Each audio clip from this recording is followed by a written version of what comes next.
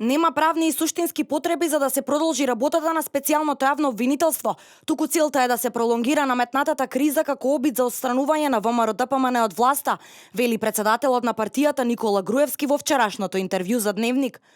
Според него, очигледно е дека СЈО работи под сугестија на некои амбасади и дека некому однадвор му треба специјалното обвинителство за држање во заложништво на една политичка партија во Македонија.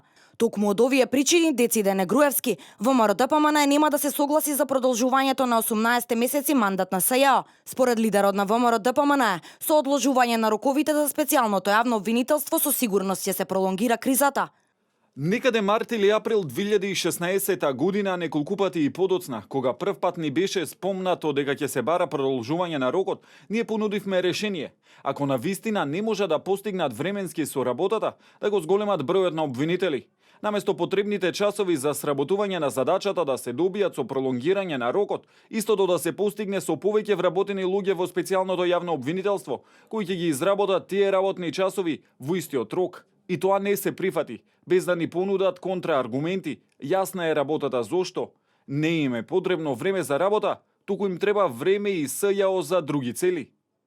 Со оглед на тоа што работата на СЈО е едно од барањата на заедничката платформа на албанските партии, како услов до мандатарот за коалицирање во владата, Груевски со јасен став, доколку ДУИ не сака да коалицира со ВМРО-ДПМН, заради тоа што не прифаќаме продолжување на мандатот на специјалното јавно обвинителство, ние нема да правиме коалиција по секоја цена.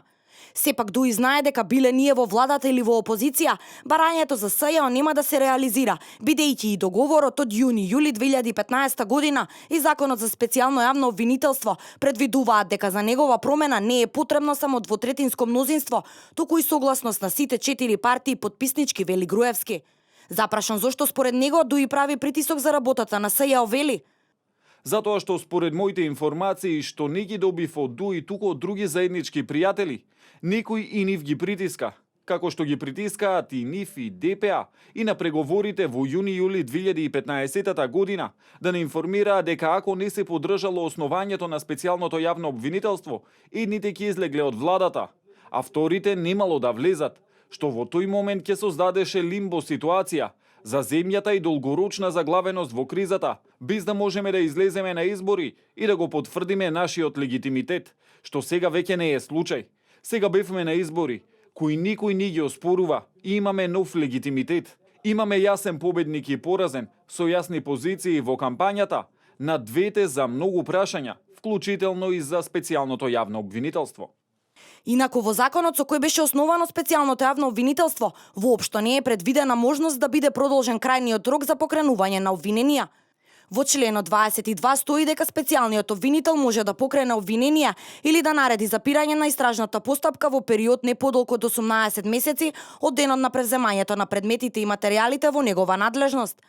Единствено со членот 1 е предвидена можност за продолжување на важењето на законот, кој треба да биде на сила 5 години. Законот може да се продолжува за еднаш годишно со одлука донесена со двотретинско мнозинство од пратениците, стои во законот. Во случај на разрешување на специјалниот обвинител пред истекот на мандатот, освен двотретинско, потребна е и согласност од 4 најголеми партии во собранието и Бадинтерово мнозинство.